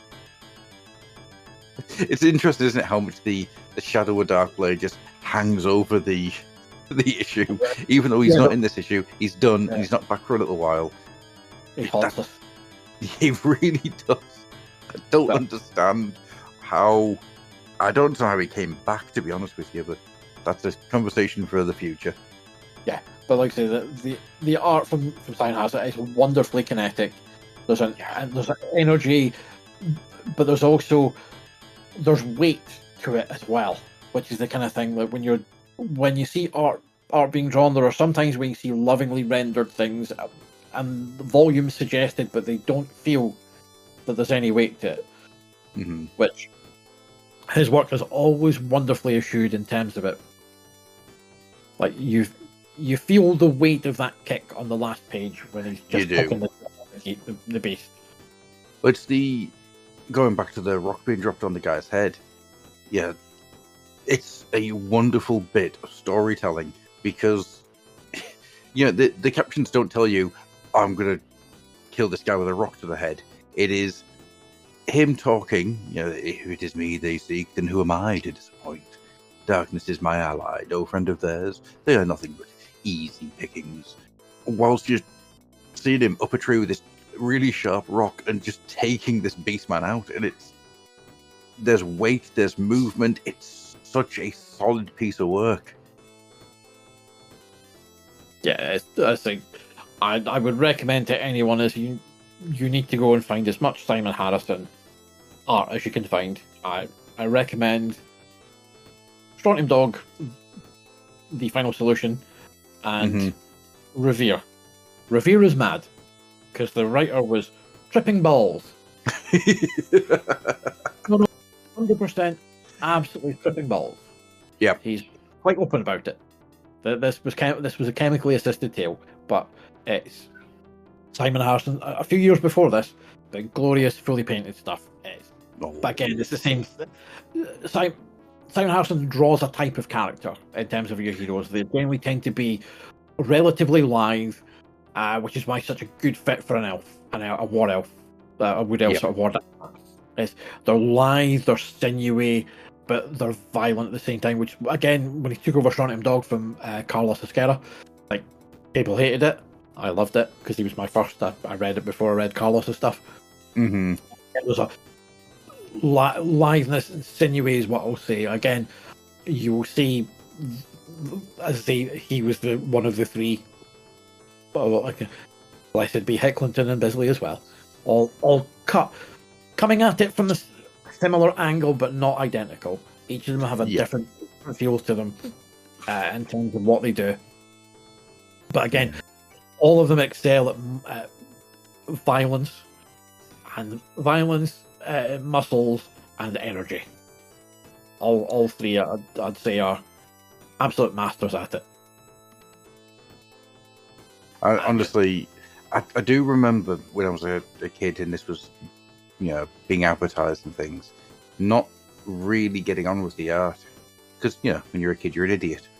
You learn to evolve. Your tastes evolve. I remember not liking Jack Kirby or Mick McMahon, and then Mick McMahon's a good one actually. Yeah, it's when things click to you, they click, and that's it. As tastes evolve, you'll appreciate. And in the scene where he confronts, who I'm assuming is Juhad, it's never really made clear, but I'm assuming he is. Look at the trees in the background. Just how the tones of that, just done by painting them black and then hitting them with toothbrushes with white. Just the level of craft to do that is just Well, it's not just in things like that. I want to draw your attention to when he's bringing the hammer down. Yeah. And you said before about speed lines. Oh dear. Mate. And what he scraped the ink to make speed lines. Razor blade on paper, or or illustration board. Yeah. And it just makes such an amazing effect. Yeah. There's something about just to say, like I do enough drawn digitally, and I've got all the I do still do. There's something that will always be slightly more satisfying to sit down with pen, ink, and paper. Yes. Yeah. I love that you want to do it. It's a time saver. There's many great devices, but just there's something that you can do. Part of it is you don't have an undo button. Yes. So things you have are happy accidents you have to then you can correct, but it involves painting or cutting out and putting over, so it's a bit more work involved. So safety net. But yeah, I could sit all day and just talk about how Simon Harrison's just amazing. I mean, I've been converted. That's the best way of putting it. Yeah, as I was saying before, when I was a kid, I didn't get on with it. But then again, I didn't get on with Ian Miller and John Blanche's art because I was a kid and I was an idiot.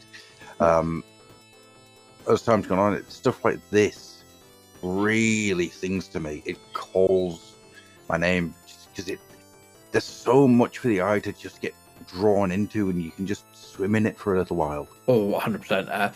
It's one of the things is Frank Miller talks about when you're doing a comic. Your biggest enemy, one of your biggest enemies, is the reader, and in terms of it, get them to linger on the page. Yes, and like you can do it by, and he talked about you can do it by cramming lots of words into it, or you can do it by rendering lots and lots of stuff. And it's like it's not that; it's by making it interesting, but make things. bits that you want to pick out, because if you do too much detail, it all gets lost. Because, like I say, like the page with where when he confronts, I think you had say with the backgrounds. The backgrounds are quite sparse actually. If you look at it, some random lines to suggest soil and grass and dirt, and then it's a black, solid black ink for the trees, and then he's just mucked about with a toothbrush. I'm flicking it in a motion which no one who isn't Adam can understand because you can't see me doing it right now. Brilliant. Not a huge amount of detail, but it's enough that it just draws your eye to it, and you just kind of appreciate it. So, oh, that's. But again, you look at it and go, it's just a tree, and then you start to look into how it was done, and that catches your eye, and then things drawn. Not to, let's say, there's an insane amount of cross hatching on these pages, but you're not drawn to the actual cross hatching on it. You're drawing at other bits of it, but it's things to get you to linger on the page. And it works. It works beautifully. You know, it's genuinely. Yeah. I keep trying to say things like it's genuinely beautiful. It's not the right word, but it draws you in. It holds your attention. Every single panel is a work of art unto itself. It's gorgeous. Like I say, captivating. The last panel is the best for me. It's just because I love silhouettes, I love shadow, I love what you can do with black and white. This is why. Could you have done this book in colour? Yes. Would it have made it any better? No. I don't think so. No. I'd have let Simon Harrison colour it, but if you'd given it to anyone else, no. No, I think if you'd lose so much of the atmosphere. Yeah. But this is what black and white can do that colour can't. Yeah. 100%. Yeah, it's stunning. It's an actually stunning piece of work, and I'm constantly we've gone through 2 issues of Shadowfast now, and every single time it has just been, I want more of this into my veins. It's the first time in this show where we're doing this that I want to jump ahead. Yeah, I'm not going to, but I want to. This is taking a supreme effort of willpower not to, because honestly, yeah. But the other reason I've not is I read all of Simon Harrison's work in 2000 AD, Revere, Bradley, Strontium Dog, various food shots. So I've seen all of that body of work, and I've seen most of this years ago. Not all, because I didn't get every Warhammer. So, and there's not a lot of, because he left comics, so it's like there's not a huge amount left. So I'm going to enjoy this while it's here. And pace myself, and also knowing how comics work. While we do stuff for the book, he's not going to be around for all of it, because artists come in and out of fashion. So the likelihood is we'll see a few more from him, and that'll be him, and that'll be a very sad day. It's just glorious. Yeah, I could just wax on all day, but just seriously, if you're listening to us and you've got the comic in hand, good, because if you're listening to us and you haven't, I'm worried. All the opinions of a comic you've never read by two idiots, but get that in your hand, and like I say, just pour over those pages. Just give yourself the time to just soak in the art, and just you'll see what we mean just about. I think you need to prefix that with 2 idiots with a deep abiding love of UK comics. Yes. And a very specific era of UK comics as well. Yeah, very much so, yeah. This is getting more niche by the second. Oh no! But it's glorious. I say I could sit all day and just evolve into me telling you, go and read it, go and read everything Simon Harrison's ever drawn, because you'll enjoy it. Absolutely. That's it. Shall we get into Bloodquest then? Because I've got a lot to talk about here. Okay, so what we get, first of all, is we get a map. Because maps are exciting, kids. You got Bloodquest, and then you have some words.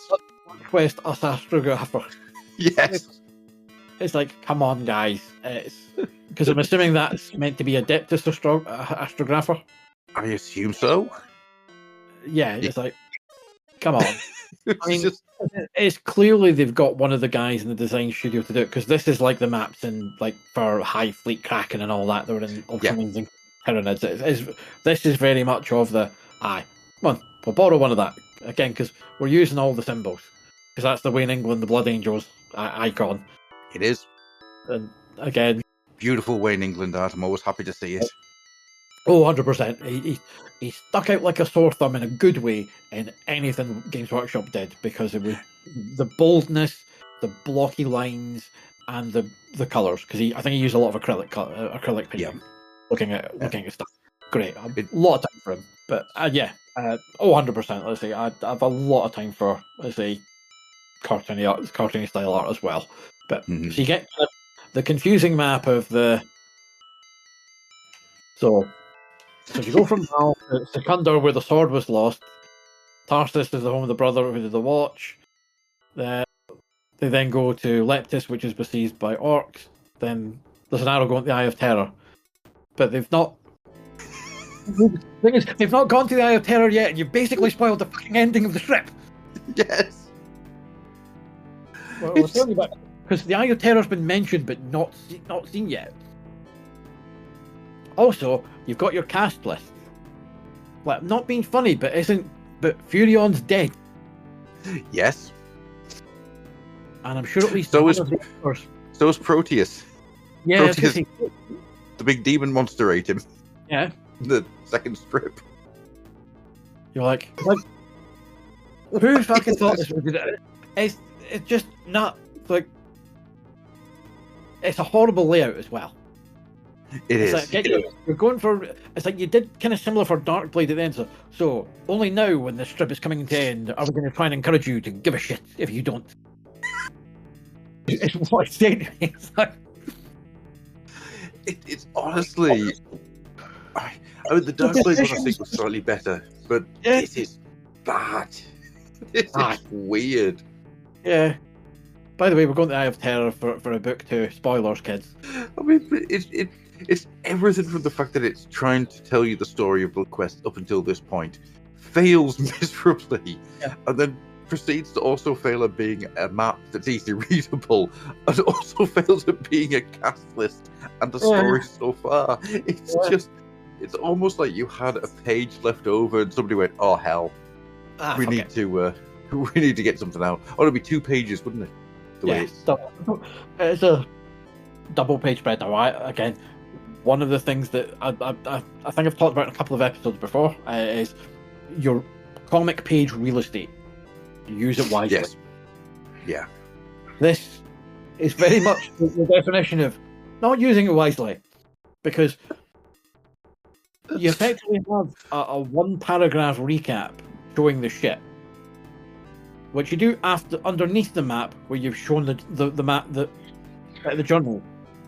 You do the ship box out at the top, so you then follow the map. Not, I'm going to look at this map journey, and then I'm going to look. Oh, that explains the map journey.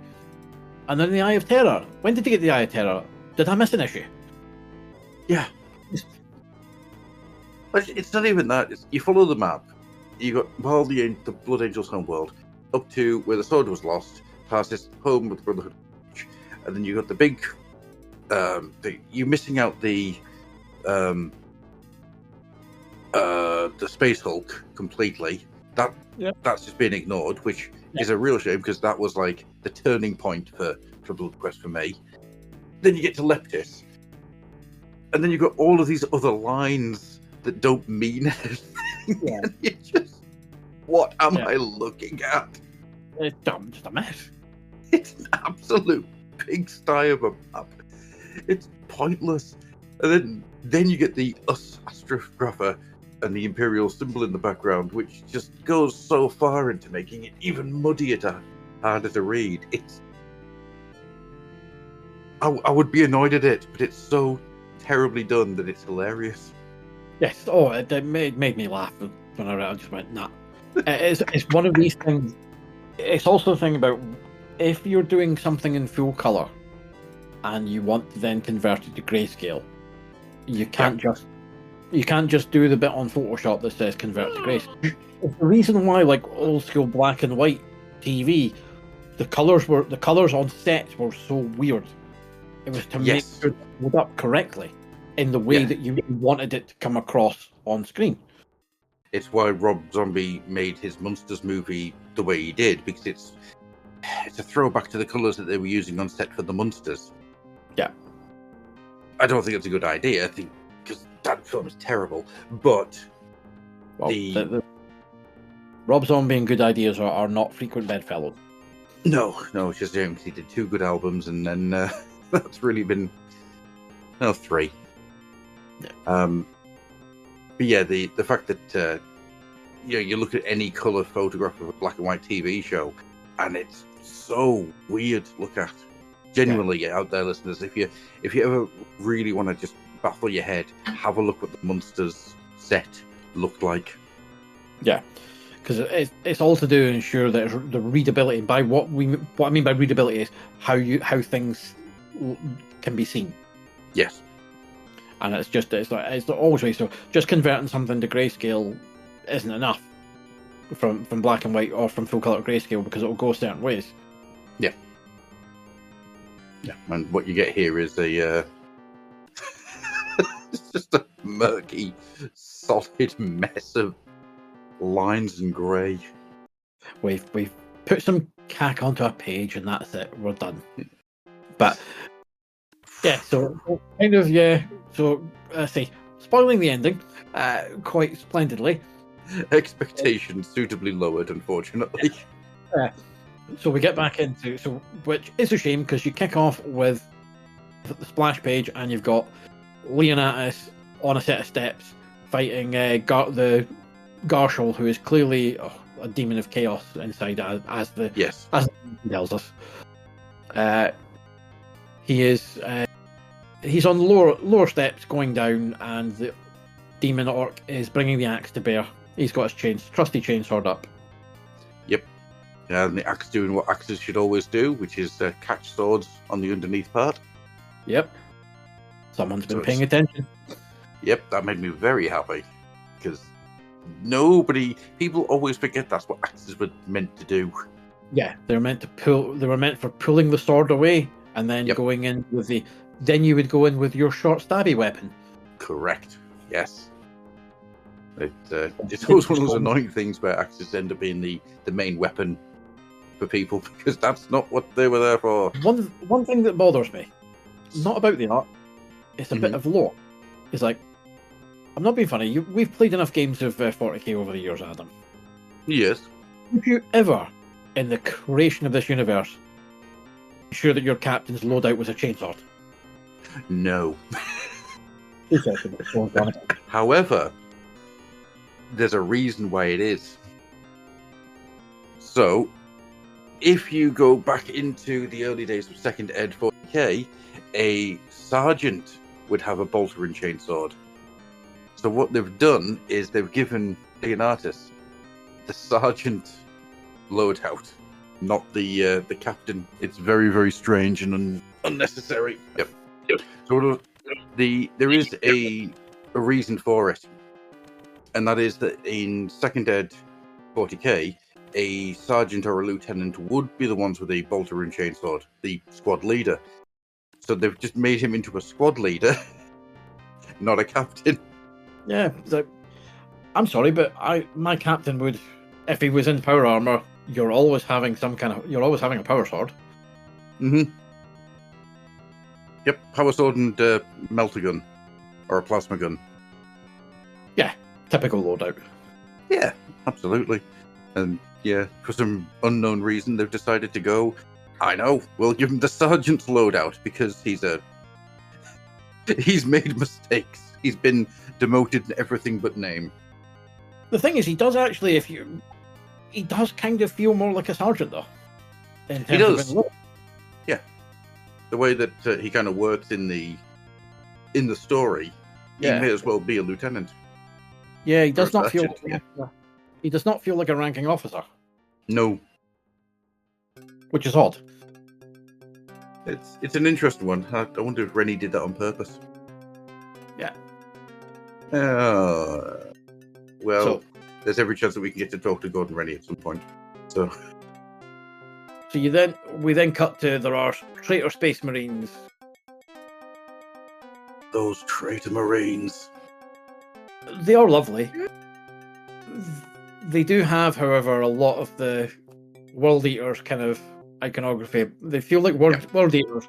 I was like, standing about shooting is not very World Eater, even in 2nd edition, which is what was still there at the time this was wrote. So it was like, written, I should say. So it's like, not being funny, but I want a bit more axe and murdery. Yeah. I think they're probably like a World Eaters successor chapter, the World Shooters, or the World Chewers. Going with full lore, do you not think they would just be better being Thousand Suns? It would actually make more sense. Just rubric Marines. Yeah. Again, hindsight's 20. Not having a dig, but it's just think about it. It's like, that feels very much like if you've got like a chaos demon possessed thing. Yeah, you've got your. That feels very Thinchy as well. Yeah. Hiding behind the orcs. Yeah. I mean, I can see why a corn demon would do it as well. So corn does work, but just I think if you want kind of a more shooty battle with the Marines, then yeah, I think that kind of feels a bit more rubric Marines just following orders. Yeah. I just without any because there's no screaming or anything coming from them either. There's blood for the blood god. Yeah, it's a very reserved. Maybe it's a reserved company. Your waitress. A round of applause for that. Oh. There's the name. There's the name of the show. Episode 8, Reserved Company. But you do get a bit more sort of the horns and what have you and Skullbit, and so. And the guy goes, Blood Angel, do you know how many of your kind I killed when I fought in the service of the War Master? I was like, your chapter bloodline was stronger in those days. If your ancient brethren couldn't defeat me, what chance do you think you have, weakling? Not you, Whelp. You I want alive. We know why he wants him alive. And if you don't know, he tells you on the next page. Which is not because this is the excuse for how can you have new traitor Marines in the 41st millennium? They basically steal and brainwash scouts. It's not a bad shout, yeah. No, it was a thing in the lore. I remember. Yeah. It's nice. Actually, having it in the comic is quite a good thing. It's really nice. Generally, I say we've kind of talked about exposition and expository dialogue in less than glowing terms over the most of the previous most of the episode. However, it makes sense here. It's like, and again, it's a scout, so he's never encountered chaos, so his dealings will be based on what his more senior Marine brethren will have told him. Yeah. And then basically, if you're not any good, you'll be slave, and then I'll eat you. So, aye. Then the guy gets back up, saying, Chaos filth! I knew I sensed something more than just this familiar stench of greenskins. Not this one, traitor scum. This one belongs to us. Slap. Absolutely nails him with an axe. Yeah. And a power axe as well.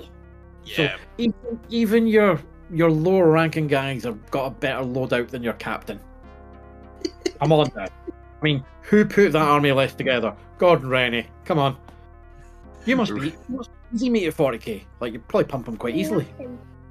I think Rennie was probably spending all of his time going, how can I min-max this completely? If I give my captain like this, funny. If I give my captain the lowest power loadout I can get, then I can give these guys more, and nobody will expect it. Yeah, I suppose, but at the same time, you'd think your captain would just be like, oh, hold on a minute, Davey, what's? Hey, I've got this. You play with that? Oh, pull on rank here, son. Swap. Well, it's the fact that you've got Clotus with the power fist and the power axe. He is massively overpowered compared to his captain. Also, I think, however, going back to it, I don't think you could load that out. Not power fist and power axe. No, you couldn't load that out. No, that's an illegal loadout. I mean, Rennie. Rule of cool, I know, but come on, stick to the army list. God, Rennie must be a rotten 40k player. He's just a proper beardy one. He's found a way around it. You can only do with Blood Angels. Oh man, your Chaos champion guys are easily dispatched, and they comment about the orcs are hesitant to enter the throne room, and that's where they need to be. Yeah. So let me 10, 15 minutes.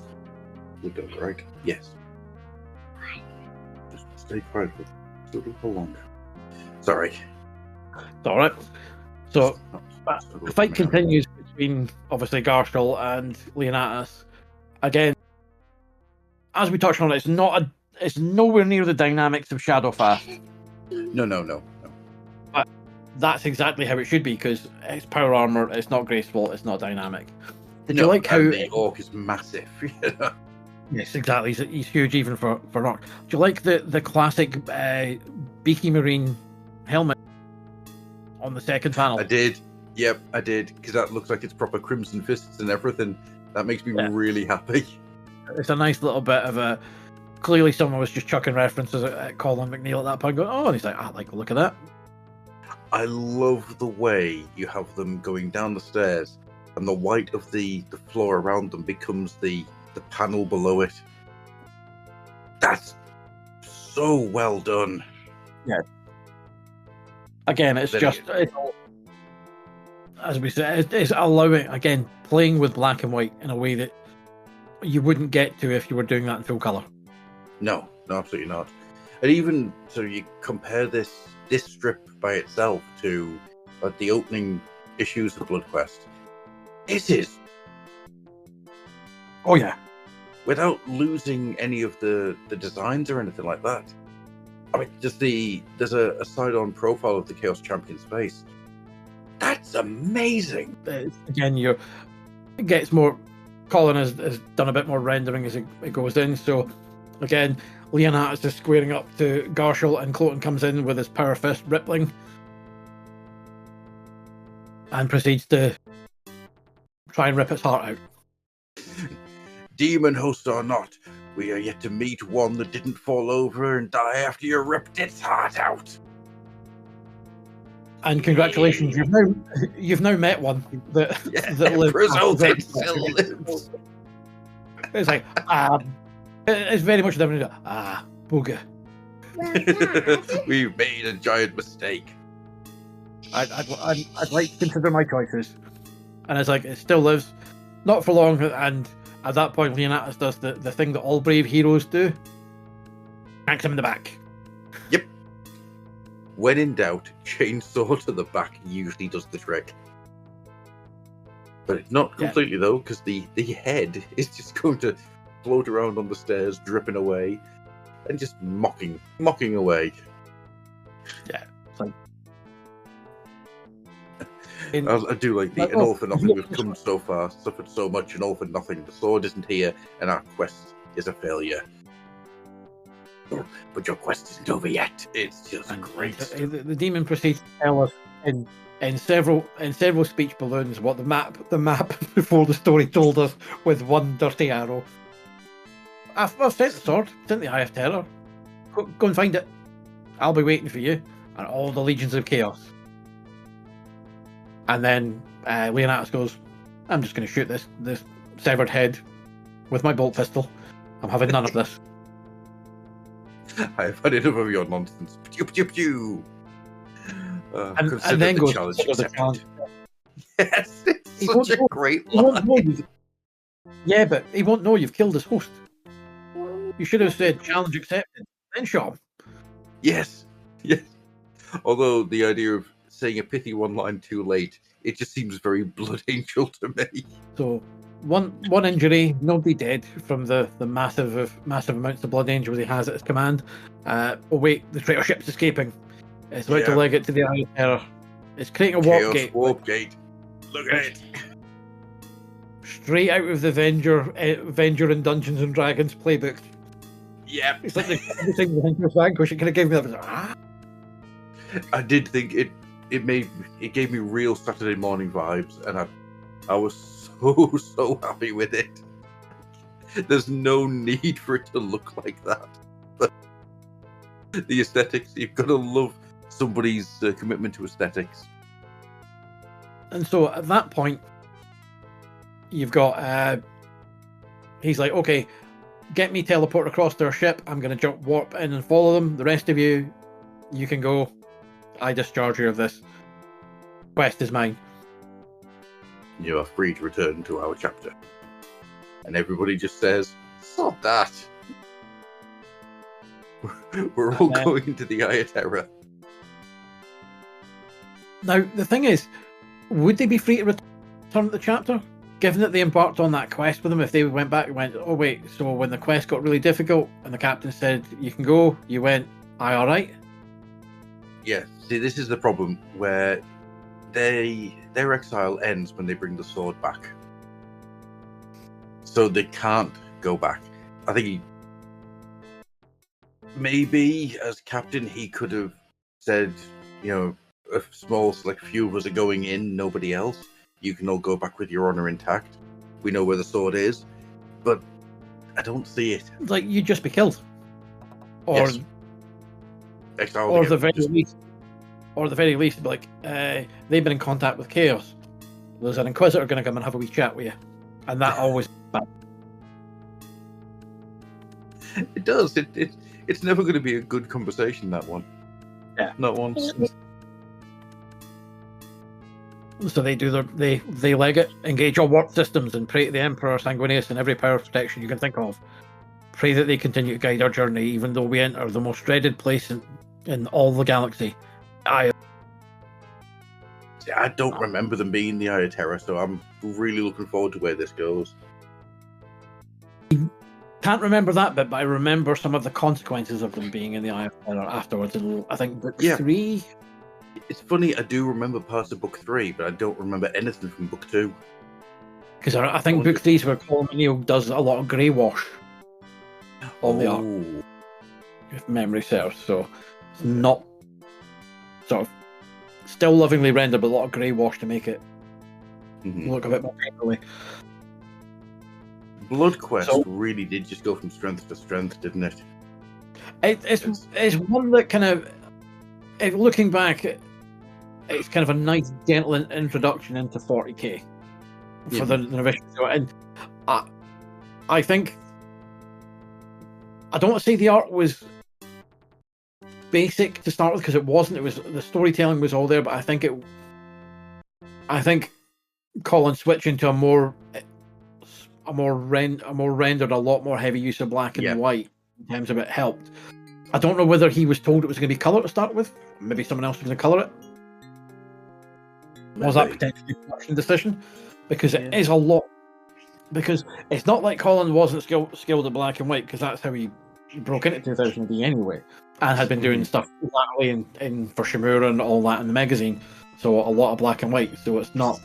It just noticeably was a lot more Spartan. So I think potentially it's was going to be coloured by somebody, then not, and that's why the art kind of does change style quite dramatically.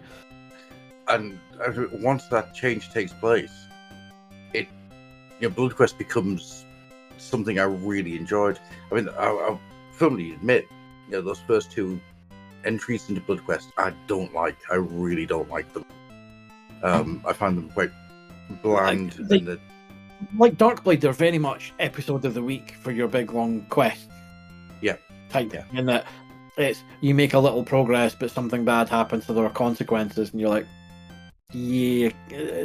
again, very much. I said it's the Rogue Trooper playbook from classic 2000 AD, but it's just it picks up and it becomes a little bit more ambitious. You get, let's say, the Space Hulk episode being fantastic as well, but let's say, I mean, it's still a fetch quest. It is. It's got enough to keep me interested. Also, they've got the quest, but you also go, so somebody nicked it for a reason. It's not an arc. Clearly Chaos nicked it. who in Chaos, because you still don't know who he was talking to. No. No, you don't. And I doubt it was the champion. Considering how eventually he just went down like a little butterfly. But all in all, yeah, Bloodquest is something that I really, really wasn't a fan of to begin with. It became favourite quite quickly. Yeah, I was always more kindly disposed to 40k stuff anyway, because I preferred that over Warhammer Fantasy. Mm-hmm. And much of the material for Fantasy in the early stages has not been a good advert for the product. No, it hasn't. I'd say Shadowfast and Dwarf Lords are correcting that quite rapidly, but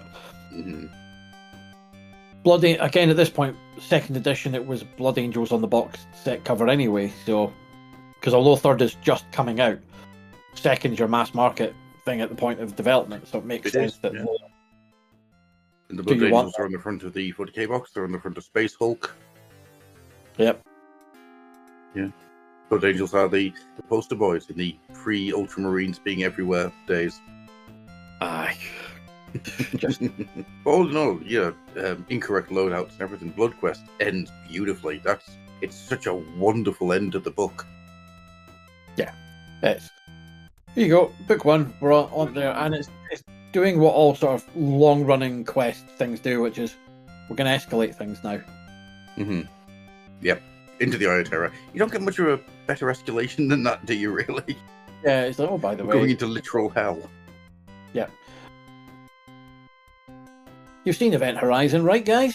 Oh, yeah. Oh, at this point. Oh, yeah, Event Horizon will be out by this point, yeah. Yep. So what did you think of the issue as a whole? Because, honestly, terrible cover outstanding. This is probably the best issue of Warhammer Monthly we've had so far. Yeah, strongest issue. All killer, no filler. Yeah. Yeah, there's not a single one of these which I would say is bad. No, I 100% agree. I say the cover and the intro page are the two things that let it down. In terms of map. Yeah, the Bloodquest map made us laugh. It really did. So it brought joy, but again, it's 2 pages that didn't need to have. No, absolutely not. But no, it's the strongest. It's the strongest of their issues so far. So it's good to see that we're 8 issues in. It's finding its feet. Yeah, 8 issues seems like a long time to be finding its feet, but that is the anthology. But you're also looking at anthologies are a thing where it's subjective taste as well. So there is always an element. And for any anthology you have, it's very rare that you will get all the stories will hit home run for you. I mean, it's good when it happens, but it's a rarity. Yeah. And this one did it for me. This one absolutely did it. I think, is a solid 9 out of 10. And we don't really rate the issues or anything like that. But if I was going to, I'd give that a solid 9 out of 10. No, it's definitely the best issue so far. All the stories I enjoyed. The ongoing ones I want to see more. Bloodquest, I'll be looking forward to seeing it return. Clearly now it means that we'll get a break of about 4 or 5 issues from that, same as we'll get for Darkblade. Yes. I'm going to do something naughty here. I'm going to try and skip forward one. I want to know what replaces Darkblade, replaces Bloodquest in the next issue. It's not replacing; it's making its comeback. Because you'll notice we are light one strip this issue. Oh yeah. Hang on, I did think that everything felt like it had more pages, and I just thought that was just me. No, Dwarf Lord gets a few more pages. Yeah. I think give it a bumper length one. Demonifuge next time. Dwarf Lord's Demonifuge, Cycles of Chaos, and Shadowfast. Yeah, back to Demonifuge and the Arsenal round of Inquisitor.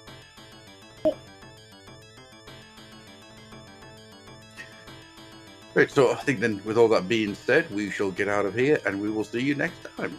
So thank you very much to you guys at home for listening, if indeed you still are. And thank you very much, Mr. Turnbull, for joining me. Pleasure as always. We'll see you next time. Bye-bye.